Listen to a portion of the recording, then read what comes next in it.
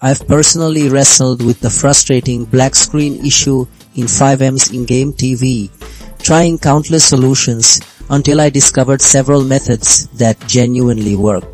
This video is your ultimate guide to fixing those annoying broadcast stream problems, and I'm eager to show you how. If you're looking to fix in-game TV broadcast stream black screen error in Fivem, you're in the right place. First, we will look at making sure your game files are perfectly healthy. Sometimes, parts of the game get a little mixed up or go missing, and this can stop your in-game TV from showing anything at all. By checking these files, we make sure Fivem has everything it needs to show pictures correctly. Next, we consider updating your computer's graphics drivers.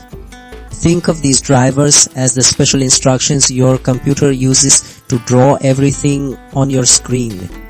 If these instructions are old or broken, your in-game TV might just show a blank black screen. Getting the newest instructions usually clears up these picture problems. Another important step is to clear out Fivem's temporary files. Just like your phone can get slow with too much old stuff, Fivem can collect old data that causes glitches like a black screen. Wiping these old files lets the game start fresh, which can often fix the problem. Finally, we explore adjusting some of Fivem's in-game display settings. Sometimes, how the game tries to show things on your screen doesn't quite match up with your computer.